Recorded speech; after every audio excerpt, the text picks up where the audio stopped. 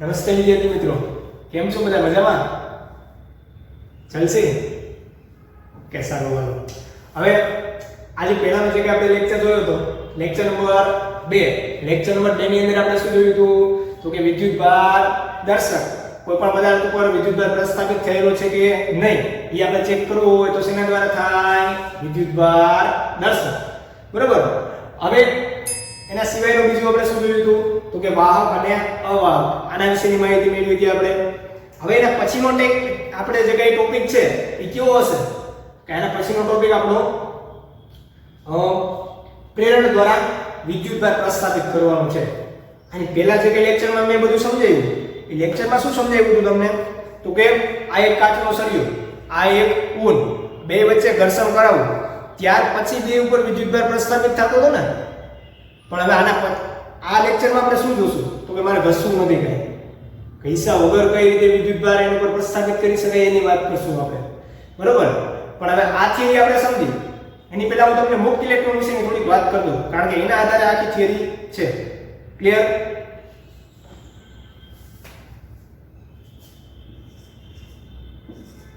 મુક્ત ઇલેક્ટ્રોન. બરોબર. હવે મુક્ત ઇલેક્ટ્રોન છે કોને કહેવાય? એના માટે આપણે સોડિયમનું એક્ઝામ્પલ લઈ. મુક્ત ઇલેક્ટ્રોન છે એ તમને શેમાં જોવા મળશે? તો કે ધાતુઓની અંદર જ જોવા મળે, અધાતુની અંદર જોવા મળે નહીં. સોડિયમ છે શું છે? ધાતુ. બરાબર. હું તમને સોડિયમનું એક્ઝામ્પલ આપું. સોડિયમમાં પરમાણુ ક્રમાંક કેટલો એનો? પરમાણુ ક્રમાંક એનો કેટલો થશે? 11.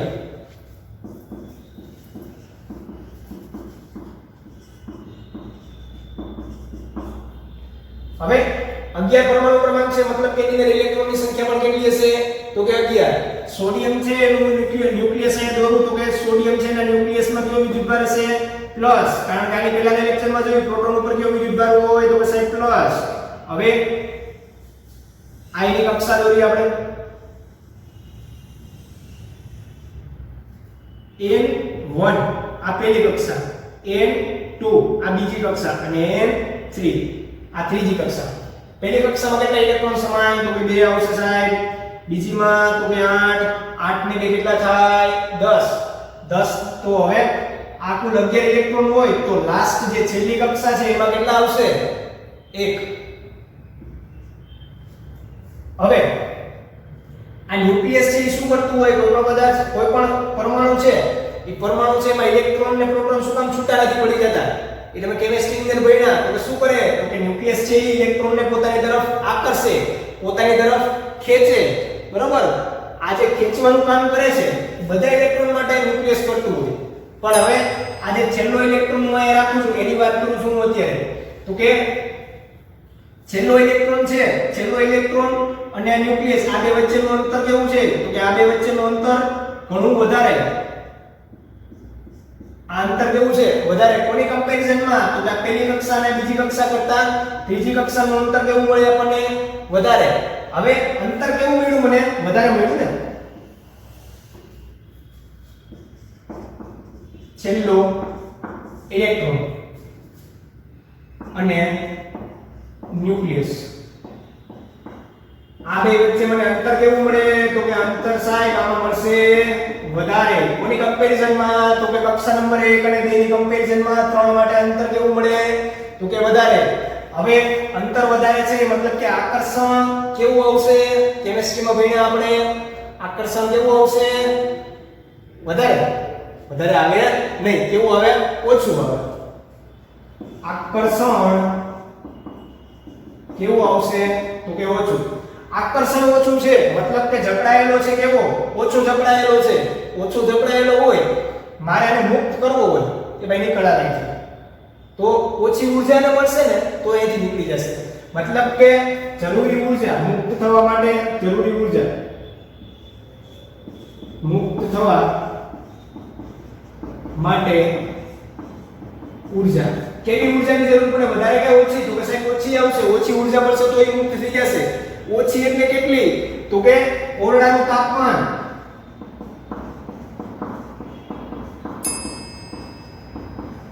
ઓરડાનું તાપમાન હોય ને તો એ મુક્ત થઈ જાય, કારણ કે ઓરડાનું તાપમાન છે, ઓરડામાં એક પ્રકારની ઊર્જા હાજર છે ને, એ ઊર્જા મેળવી અને ઇલેક્ટ્રોન નીકળી જશે. આ પરમાણુ છે એની હારે લેવા દેવા નહીં, પછી શું કરશે, એ રેડિયલ બામની જેમ રખડશે.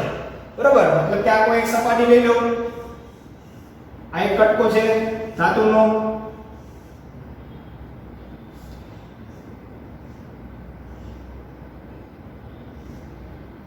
ધાતુના કટકામાં પરમાણુ ક્યાંક અહીંયા પડ્યો છે, સોડિયમ બરાબર. ધારો કે આ કોઈ એક પરમાણુ હતો, પરમાણુમાંથી આ ઇલેક્ટ્રોન મુક્ત થઈ ગયો એટલે આ ઇલેક્ટ્રોન અહીંથી તો નીકળી જાય. હવે એને મજા આવશે, એને કરશે એ આમે જાય, એને મજા આવે તો આમે જાય, આ બાજુ ઉપરની સાઈડે જાય, પણ એક વસ્તુ પાકી છે કે એ સપાટીની બહાર તો નીકળી જ ન શકે, મતલબ કે બહાર તો જઈ જ ન શકે. બરોબર, એટલે કે આ જે બળ હતો એનાથી મુક્ત થયો પણ સપાટીમાંથી બહાર ન જઈ શકે. ક્લિયર? આ છે ભાઈ મુક્ત ઇલેક્ટ્રોનની વાત. હવે આના પછી જ્યારે હું મુક્ત ઇલેક્ટ્રોન ગમે ત્યારે બોલું તો સમજી જવાનું મુક્ત ઇલેક્ટ્રોન આને કહેવાય. ક્લિયર? આપણે વાત કરશું પ્રેરણા દ્વારા વિદ્યુતભાર કઈ રીતે પ્રસ્થાપિત કરવું. બરાબર, પ્રેરણા દ્વારા કઈ રીતે વિદ્યુતભાર પ્રસ્થાપિત થાય એની પહેલા હું તમને એક ક્વેશ્ચન કરું. એ ક્વેશ્ચન આપણે જોઈએ કે શું આપણને કહેવા માંગે. હવે આની પહેલા મેં તમને લેક્ચર નંબર 2 માં જે સમજાવ્યું હતું તમને 2 અને 1 માં, એમાં આપણે બરુની ગોળીની જે વાત કરી હતી, બરુની ગોળીમાં આપણે શું કહ્યું હતું કે આ બરુની ગોળીની છે તે એની પાસે પોઝિટિવ ચાર્જ વાળો સળિયો, એટલે કે કયો સળિયો આવશે તો પછી કાચનો આવશે. કાચના સળિયામાં કયો વિદ્યુતભાર હશે તો પછી પ્લસ હશે. પ્લસ વિદ્યુતભાર વાળો સળિયો જ્યારે આપણે બરુની ગોળી છે એને ટચ કરાવીશ તો શું થશે તો કે આ જે પોઝિટિવ ચાર્જ છે એ આમાં આને પણ આપશે, આની અસર છે એ આને પણ આપશે. બરાબર, હવે તો એના કારણે શું થશે તો કે પ્લાસ્ટિકનો સળિયો એ બાજુમાં લઈ આવો, આ જે છે આ જે વિદ્યુતભારી બરેલી ગોળી થઈ ગઈ હવે, અને અહીંયા કયો સળિયો લેવો હવે પ્લાસ્ટિકનો સળિયો.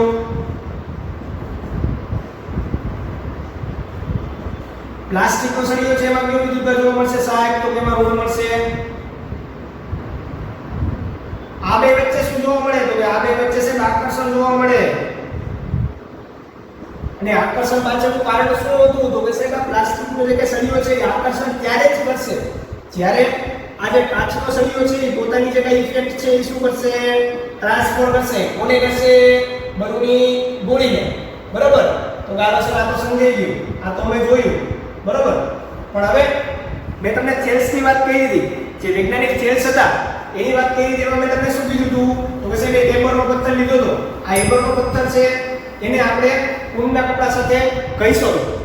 હવે એબર અને ઊન આ બે વચ્ચે મેં ઘર્ષણ તો કરાવ્યું, પછી મેં શું કર્યું એબરનો જે પથ્થર હતો એને દૂર કરી નાખ્યો, અને એબરના પથ્થરને દૂર કરી નાખ્યો છતાંય ઊનનું જે કપડું હતું એ શું કરતું હતું તણખલાને આકર્ષતું હતું ને. મતલબ કે આ એબર અને આ ઊન આ બે વચ્ચે ઘર્ષણ કરાવ્યું. બરાબર, આ બે વચ્ચે ઘર્ષણ કરાવ્યું અને હવે આ એબરને રાખી દીધો નીચે.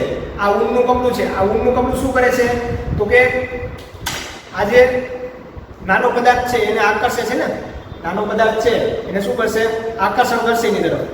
તો હવે આકર્ષણ કરે છે પણ ગઈ સુધી તો મેં આને જ ને ખાલી આના ઉપર કઈ ઇફેક્ટ કરી દીધી, આની ઉપર કઈ આપણે પ્રક્રિયા કરી દીધી તો કે ના સાહેબ આની ઉપર કઈ નથી કરી.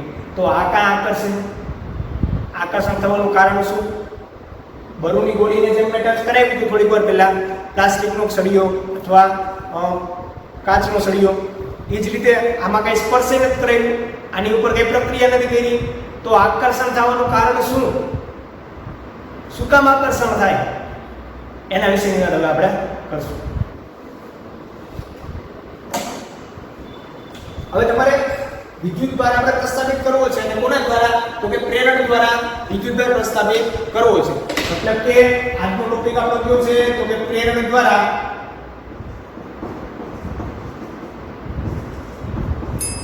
વિદ્યુતભાર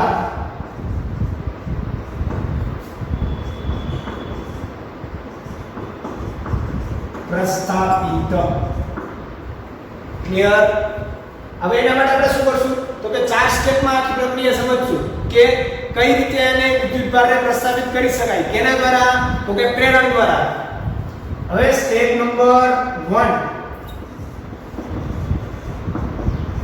સ્ટેપ નંબર 1 માં હું શું કરીશ તો કે સ્ટેપ નંબર 1 માં બે ગોળા લઈ લો. ક્યાં ગોળા લઈશ તો કે ધાતુના.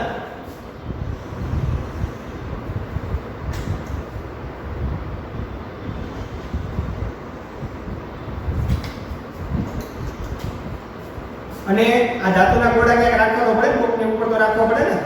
એ શું રાખીશું? સ્ટેન્ડ રાખીશ.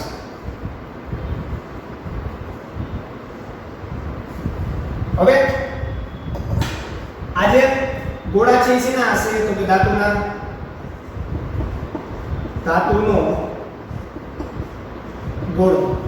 અને આ જે હશે એ શું હશે તો કે અવાહક સ્ટેન્ડ. અવાહક શું કામ લીધું એની વાત આગળ કરશું આપણે. પણ સૌથી પહેલા તો કે આ ગોળો છે એને હું એ નામ આપી દઉં. એ જ રીતે બાજુનો જે ગોળો છે એને હું શું નામ આપીશ? બી. બરાબર. પહેલા સ્ટેપમાં આપણે શું કરશું? પહેલા સ્ટેપમાં આપણે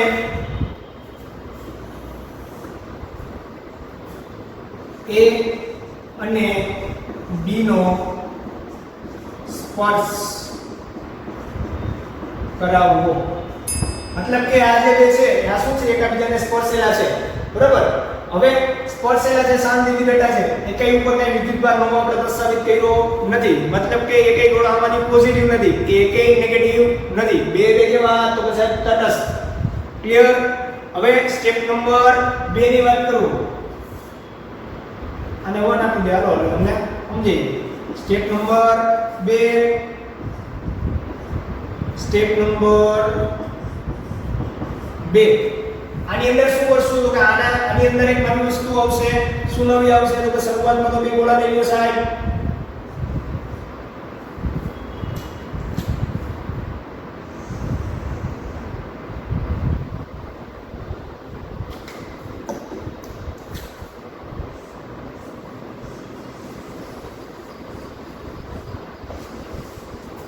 પણ હવે એના સિવાય બીજું શું આવશે તો કે આમાં એક કાચનો સળિયો પણ લેવો પડે.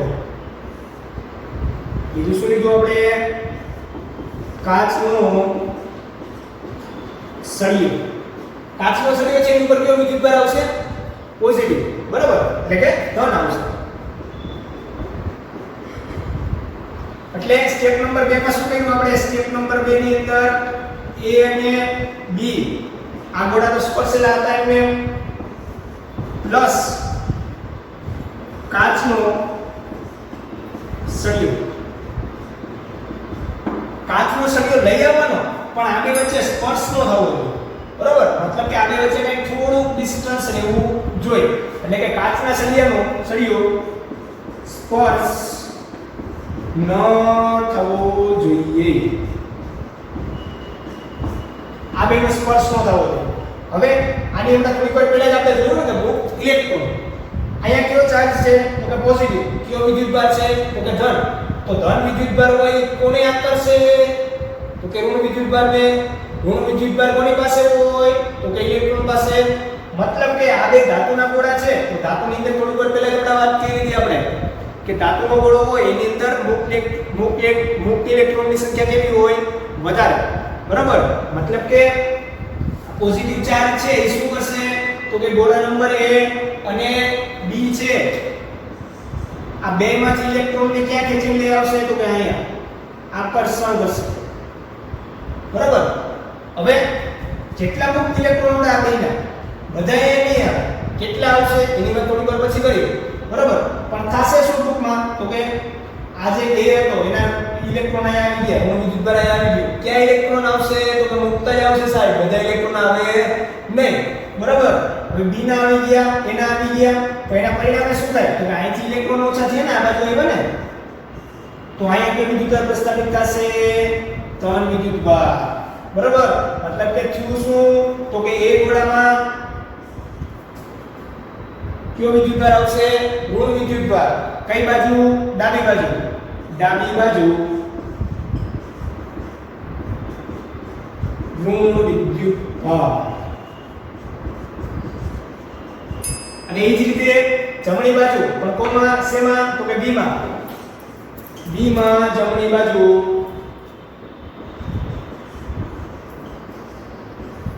કયો વિદ્યુતભાર આવશે? ધન વિદ્યુત ભાર. હવે આ વસ્તુ આપણે સમજ્યા, પણ મેં તમને વાત કરી ને કે ઇલેક્ટ્રોન આવશે તો શું છે, જેટલા ઇલેક્ટ્રોન હશે બધા આ સાઈડ આવી જશે. મુક્ત ઇલેક્ટ્રોન જ કહું છું. હાલો, મુક્ત ઇલેક્ટ્રોનમાંથી બધા ઇલેક્ટ્રોન શું આ સાઈડ આવી જાય? તો કે ના, ઈ પોસિબલ નથી.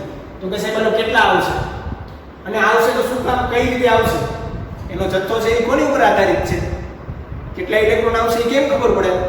તો કે જો બીજી એક વસ્તુ કહું તમને કે સજાતીય હોય,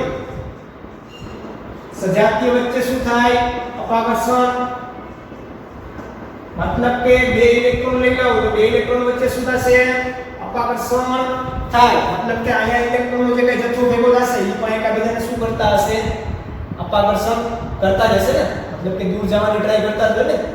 અહીંયા જથ્થો ભેગો થઈ જાય, આનું પછી આને ધક્કો મારે, નીકળ, આને ધક્કો મારે, તું નીકળ, બરોબર, બાજુવાળાને ધક્કો મારે, હાલ તું નીકળ. એટલે અંદરો અંદરી આ બધામાં શું થતું હોય? અપાકર્ષણ થતું હોય. અને બીજું શું છે? તો કે સજાતીય. સજાતીય સમજી ગયા. હવે શું આવશે? વિજાતીય. વિજાતીય એની વચ્ચે શું જોવા મળે? તો કે આકર્ષણ સર. મતલબ કે કાચ નો સળિયો અને ઇલેક્ટ્રોન, આ બે ની વચ્ચે શું જોવા મળે? તો કે આકર્ષણ છે. ત્યારે તો ઈ બાજુના ગોળામાંથી એમ મૂકી ગયા ને, તો આ બે બળ હાજર છે. કેટલા બળ હાજર છે? બે ઇલેક્ટ્રોન છે એની વચ્ચે અપાકર્ષી બળ હાજર છે. અને વિજાતીય મતલબ કે પોઝિટિવ અને નેગેટિવ એની વચ્ચે આકર્ષી બળ હાજર છે. તો આ બેનું સંતુલન જળવાઈ રહે ને, એ રીતે આમાં વિદ્યુતભાર અહીંયા પ્રસ્થાપિત થાય. મતલબ કે વિદ્યુતભાર કેટલો પ્રસ્થાપિત થશે?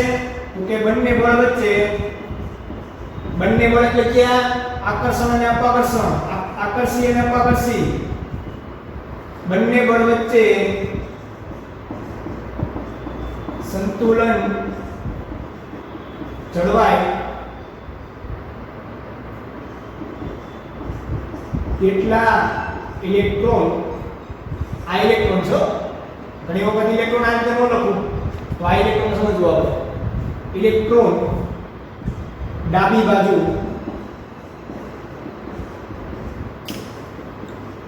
જમા થશે. ક્લિયર? સ્ટેપ નંબર 2 ની અંદર આપણે આ જોયું, બરાબર. હવે સ્ટેપ નંબર 3 ની અંદર શું કરીશું?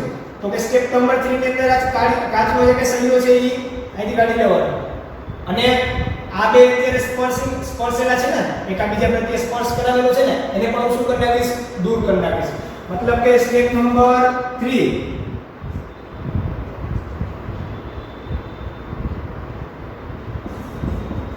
સ્ટેપ નંબર 3 ની અંદર શું કરશું? તો કે A અને B દૂર પ્લસ કાચનો સળિયો. સ્ટેપ નંબર 3 ની વાત કરીએ આપણે. સ્ટેપ નંબર 3 માં આપણે જોયું તો કે શું કરશું? સ્ટેપ નંબર 3 માં સ્ટેપ નંબર 3 ની અંદર આપણે બે ગોળા છે એને શું કરી નાખવાના? તો કે થોડા થોડા આગા કરી નાખવાના, દૂર કરી નાખવાના. હવે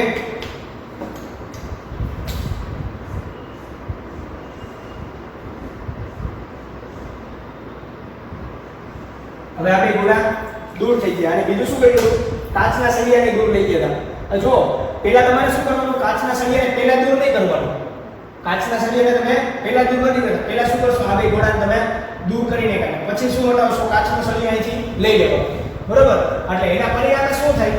તો કે વિદ્યુતભાર તો હતો એમ રહેશે ને. કાચનો સળિયો તમે પહેલા નથી લીધો, મતલબ કે આ નેગેટિવ ચાર્જ છે એ આની તરફ આકર્ષેલો એમ છે, અને આને હું પહેલા લઈ લેવા આ રીતે દૂર કરી નાખું. તો આમાં આ એ ગોળો છે એમાં કેવું વિદ્યુતભાર હાજર રહેશે? ખાલી તો કે નેગેટિવ એટલે કે ઋણ.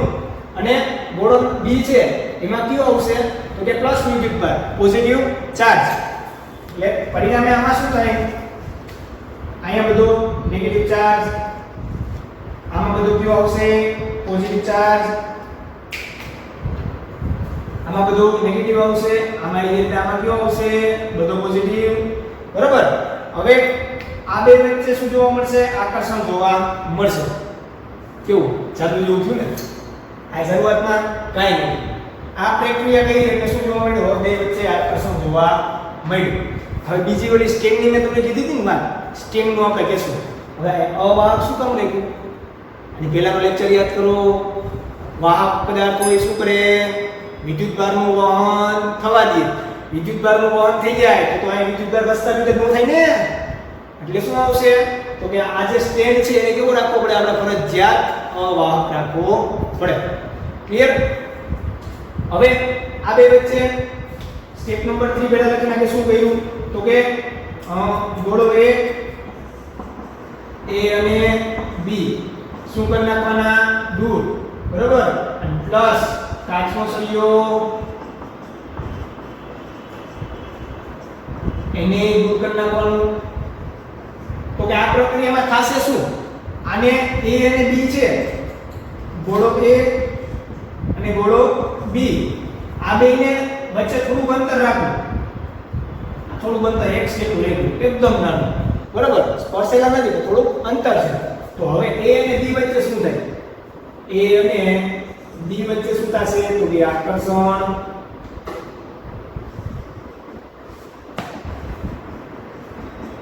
બે વચ્ચે શું થઈ ગયું? આકર્ષણ થઈ ગયું.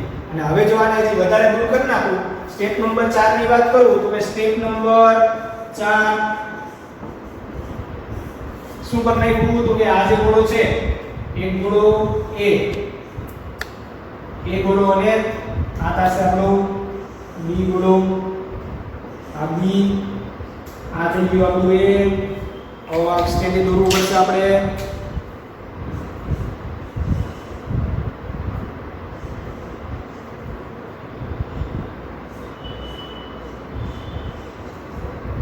હવે શું થશે? આ બેને આપણે દૂર લઈ ગયા ને એટલે એના કારણે શું જોવા મળશે આપણને? તો કે આમાં બધો વિદ્યુતભાર હશે ને સાઈન ઋણ જોવા મળશે આપણને. આમાં બધો વિદ્યુતભાર આપણો ઋણ હશે, પ્રસ્થાપિત થઈ ગયો. અને B માં તો જોવા મળશે આપણને ધન વિદ્યુતભાર. ક્લિયર? હવે શરૂઆતમાં કાઈ નહોતું, અહીંયા છેલ્લા સ્ટેપે પહોંચ્યા એટલે બે વિદ્યુતભાર એ થઈ ગયા. ક્લિયર? તો પછી બલૂનની બોડીનો તમે જે પહેલા પ્રશ્ન કર્યો એ શું કામ થાય એની વાત કરીએ. જો આની અંદર એવું બનવાનું રીઝન શું કામ થાય એની આપણે વાત કરી. તો કે કોઈ વિદ્યુતભારિત પદાર્થ છે, સપોઝ કે સળિયો જ લેવો. બરોબર? આ સળિયો આ રીતનો પડ્યો હતો. કયો વિદ્યુતભાર હાજર હતો? પ્લસ લઈ લો. બરોબર? હવે આની જગ્યાએ હું નાની કોઈ પણ વસ્તુ લઈ લઉં. ધારો કે આ છે કણકનું, એટલે કે ખળનું નાનકડું બટકું. બરોબર? અથવા અહીંયા કાગળ લઈ ગયું. બરોબર? બેમાંથી ગમે તમને મજા આવે લઈ ગયું. હવે આ કાચનો સળિયો છે એની ઉપર શું છે? તો કે ધન વિદ્યુતભાર પ્રસ્થાપિત થયેલો છે. આ શું કરશે? તો કે કાગળ છે શેનું બનેલું છે? તો કે સાહેબ એક દ્રવ્યનું બનેલું છે. અને આની પહેલા મેં તમને કીધું હતું કે દ્રવ્ય હોય, દ્રવ્ય છે તો કે દ્રવ્ય શેનું બનેલું હોય? તો કે સાહેબ એક તો આવે દળ ને બીજું શું આવે? તો કે વિદ્યુતભાર. વિદ્યુતભાર છે કેટલા પ્રકારના આવે? તો કે બેન્જામિન ફ્રેન્કલિન આપણે કીધું હતું ને બે જ પ્રકારના આવે, એક તો પોઝિટિવ અને બીજું નેગેટિવ. એક ધન આવશે, બીજું કયું આવશે? ઋણ. મતલબ કે માઈનસ અને પ્લસ. મતલબ જો હવે અહીંયા કાચનો સળિયો છે પોઝિટિવ રાખ્યો તો આ કાગળ છે અથવા તણખલું છે એની અંદર બે વિદ્યુતભાર તો હાજર જ હશે ને, પોઝિટિવ અને નેગેટિવ. એમાંથી ઈ કોને પોતાની તરફ આકર્ષણ કરશે? હા, ઓબવિયસ છે. કયો આવશે? પોતે પોઝિટિવ છે તો આનો કયો વિદ્યુતભાર આકર્ષશે? નેગેટિવ. મતલબ કે થશે શું? તો કે આનાથી બે વિદ્યુતભાર સેવામાં અંદર હતા એમાંથી નેગેટિવ હતો ને એ બધું આની તરફ આવશે, આની તરફ આવવાની ટ્રાય કરશે. તો એના કારણે શું થાય? તો કે આ બે વચ્ચે આકર્ષણ જોવા મળે. આકર્ષણ જોવા મળે એટલે નજીક આવવાની ટ્રાય કરે. બરાબર? ધાતુ માટે જેમ થયું એ જ રીતે આમાં થશે. બરાબર? ધાતુ હોય, ધાતુની અંદર મુક્ત ઇલેક્ટ્રોન કેટલા? તો સાહેબ મબલક ઘણા બધા ઇલેક્ટ્રોનની અંદર હાજર હોય. કાગળની વાત કરું તો એની કમ્પેરિઝનમાં ધાતુની કમ્પેરિઝનમાં કેવા હોય ઇલેક્ટ્રોન? એમાં ધાતુ કરતાં ઓછા હોય, પણ હોય તો ખરા ને, હોય એટલે આકર્ષણ થાય. ક્લિયર? હાલો આ આપણે પ્રેરણ દ્વારા વિદ્યુતભાર પ્રસ્થાપિત કરી નાખ્યું. આના પછી તમારું ઉદાહરણ નંબર 1 એની આપણે થોડી વાત કરી લઈએ. ઉદાહરણ નંબર 1 ની અંદર તમને એવું કીધું છે કે અહીંયા મેં કેટલા ગોળા લીધા હતા? તો કે સાહેબ બે લીધા હતા ને આપણે. ધાતુના બે ગોળા લીધા હતા. હવે બે દ્વારા જે કાંઈ વિદ્યુતભાર પ્રસ્થાપિત થાય એ તો અહીં છે. પણ હવે ગોળો મારી પાસે એક જ છે. એક ગોળો હોય તો એના માટે શું કરવાનું એ જોઈએ આપણે.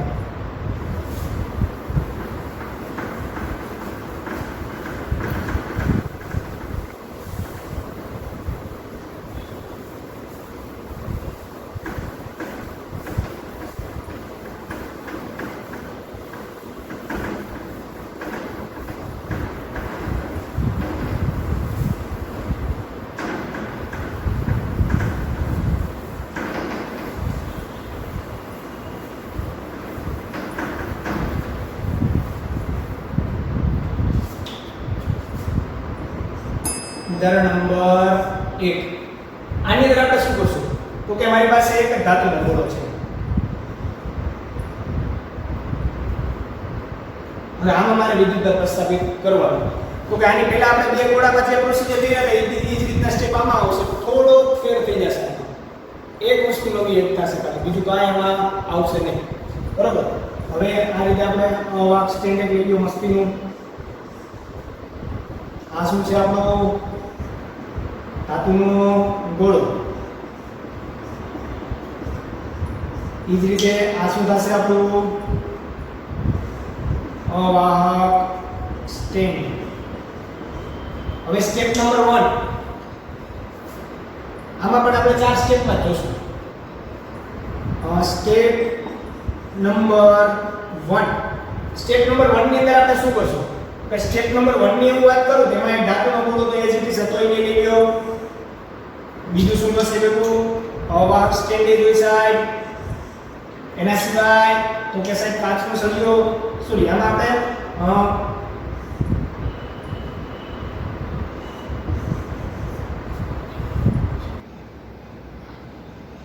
આમાં શું લેશું આપણે? કાચનો સળિયો. સોરી, આમાં આપણે પ્લાસ્ટિક લેશું, કાચનું.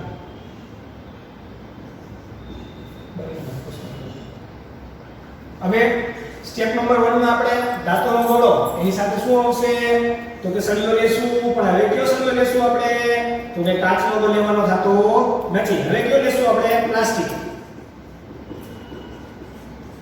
પ્લાસ્ટિકનો સળિયો. અને સળિયો કેવો હોય છે? વ્યવસ્થિત ઘસેલો. બરાબર? ઘસેલો હોય એટલે એની પર કેવી વિદ્યુતભાર પ્રસ્થાપિત થાય? માઈનસ. મીન્સ કે ઋણ આવશે. ઋણ વિદ્યુતભાર એની પર પ્રસ્થાપિત થયેલો છે. હવે ઋણ વિદ્યુતભાર હોય ઈ જ્યારે આ ગોળાની નજીક લઈ જાવે તો એ કોને આકર્ષશે? ધન વિદ્યુતભારને કે ઋણ વિદ્યુતભારને? તો કે સાહેબ તમે આ પ્લાસ્ટિકનો સળિયો જ્યારે ગોળાની નજીક લઈ જાવ એટલે એમાં તો બે વિદ્યુતભાર શરૂઆતમાં હાજર જ હતા. પણ હવે આ શું કરશે? તો કે જો આકર્ષણ પોઝિટિવ તરફ થાય પણ બીજી રીતે. આની પહેલાના લેક્ચરમાં આપણે જોયું, આની પહેલા થોડી વખત પહેલા જ આપણે જોયું કે આજે ઇલેક્ટ્રોન વચ્ચે શું થાય? અપાકર્ષણ થાય ને. મતલબ કે આ નજીકમાં આ સપાટી પાસે જેટલા ઇલેક્ટ્રોન છે એ શું કરશે? તો કે આ ઇલેક્ટ્રોનને ધક્કો મારશે. એ જ રીતે સળિયાના જેટલા ઇલેક્ટ્રોન છે એ શું કરશે? તો કે આ બાજુવાળાને ધક્કો મારશે. ધક્કા મુક્તિ કરશે એટલે આ શું થાય? તો કે અહીંયા બધો જે વિદ્યુતભાર છે એ પ્લસ જ કરશે. શું કામ પ્લસ વધશે? તો કે આ ઇલેક્ટ્રોન છે એ આ સપાટી પર રહેલા ઇલેક્ટ્રોનને શું કરશે? પુશ કરશે. મતલબ કે ધક્કો મારશે. એટલે અહીંયા કયો વિદ્યુતભાર આવી ગયો? ઋણ આવી ગયો.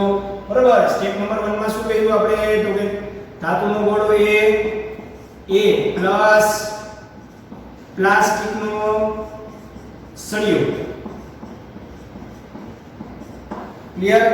અને આમાં પ્રક્રિયા શું થાય? તો કે પ્લાસ્ટિકનો સળિયો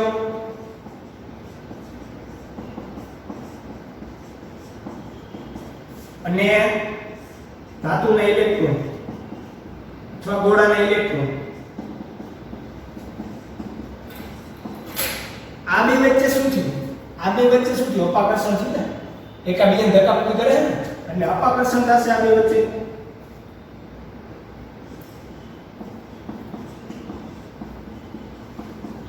આ બે વચ્ચે અપાકર્ષણ થયું. Step number 1. હવે સ્ટેપ નંબર 2 માં શું કરશું આપણે? Step number 2. સ્ટેપ નંબર 2 માં આની પહેલાના લેક્ચરમાં જે આપણે જોયું હતું અર્થિંગ, આની પહેલાના લેક્ચરમાં અર્થિંગ જે જોયું હતું ઈ જ પ્રક્રિયા અહીંયા થશે.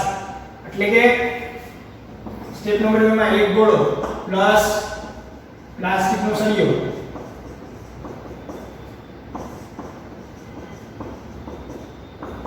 પ્લસ વાહકતા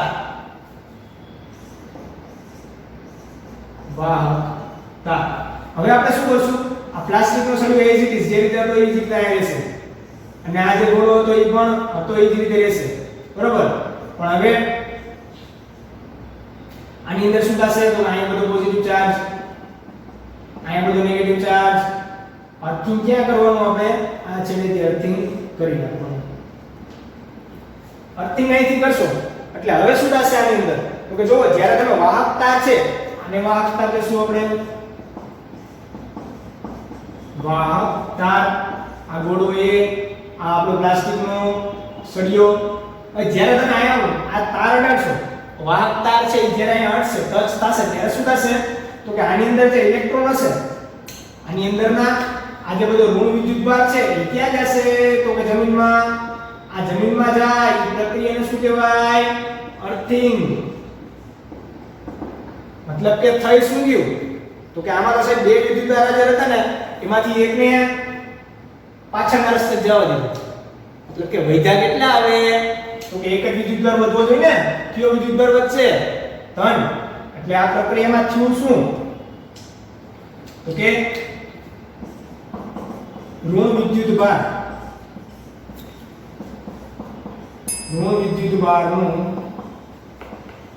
અર્થિંગ કરવું અથવા તો થઈ ગયું. હવે હું આ જે ઋણ ઇલેક્ટ્રોન, ઋણ વિદ્યુત ભાર હતો એ તો જમીનમાં વહી ગયો ને. મતલબ કે વધશે આમાં ખાલી આ ધન વિદ્યુત ભાર. આ જે પ્લસ જે કે સાઇન છે, પ્લસની જે કે નિશાની છે એક જ વધશે. તો એના કારણે સ્ટેપ નંબર 3 છે. સ્ટેપ નંબર 3 આની અંદર હું શું હવે લખીશ ખાલી? તો કે જો કાચના સળિયાને, પ્લાસ્ટિકના સળિયાને દૂર કરી નાખું અને અર્થિંગમાં છેડો એવો કાઢી નાખવાનો કઈ જરૂર નથી, બરોબર.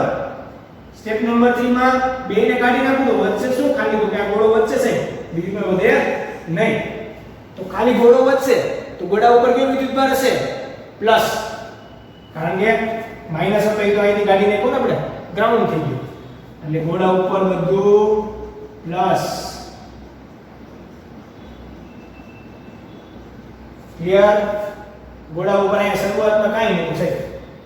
પછી શું થયું? તો કે છેલ્લે બધો ધન વિદ્યુત ભાર જ આવી ગયો. ધન વિદ્યુત ભાર પ્રસ્થાપિત થઈ ગયું, બરોબર. હવે આ જ રીતે સાહેબ તમે એમ કહો કે સાહેબ હવે પોઝિટિવ નહીં નેગેટિવ કરવો છે તો કરવાનું શું?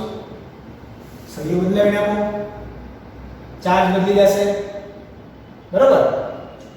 હાલો હવે આ એલર્જીમાં કઈ વાંધો ગણા સાહેબ બધું કમ્પ્લીટ. હવે જો આના પછીના લેક્ચરમાં જ્યારે આપણે મળશું ત્યારે આના પછીના લેક્ચરમાં જે વાત કરીશ ને એકદમ ઇન્ટરેસ્ટિંગ અને એકદમ બેસ્ટ વાત હશે. કન્ટેન્ટ તો કે જબરદસ્ત છે આના પછીનું. આ જે વિદ્યુત ભાર આપણે જોઈએ છે એના લક્ષણ કેવા છે, ની લાક્ષણિકતા, બરોબર, એના ગુણ, એના વિશેની આપણે વાત કરશું. દરેક માણસની, દરેક વ્યક્તિ હોય એની અંદર કંઈક ગુણ રહેલા હોય ને, કંઈક એની લાક્ષણિકતા હોય, બરોબર. એ જ રીતે આજે વિદ્યુત ભારની વાત કરી છે તો એના પર લક્ષણની આપણે વાત કરશું, બરોબર. ઓકે, તબિયત સાચવજો. આજે કે અત્યારે પરિસ્થિતિ છે એના પ્રમાણે તમે તમારા શરીરની ખાસ ધ્યાન રાખજો અને સાથે ભણવા બાબતમાં પણ કંઈ કચાશ રહેવી હોય નહીં. જે કાંઈ અહીંયા થાય છે બોર્ડ ઉપર વ્યવસ્થિત બુક બનાવો, વ્યવસ્થિત રિવિઝન કરો અને મન લગાડીને તબિયતથી બેસિક જવાનું. આપણે રેગ્યુલર સ્કૂલે આવતા હોય જેટલું વર્કઆઉટ થતું હોય એટલું જ વર્કઆઉટ અત્યારે આપણે ઘરે બેસીને કરવાનું છે. હું તો એમ કહું છું એના કરતાં પણ વધારે કરો, બરોબર. જેટલી મહેનત કરશો એટલું જ બેસ્ટ રિઝલ્ટ મળશે. Okay, best of luck. મેં લઈ ગયા.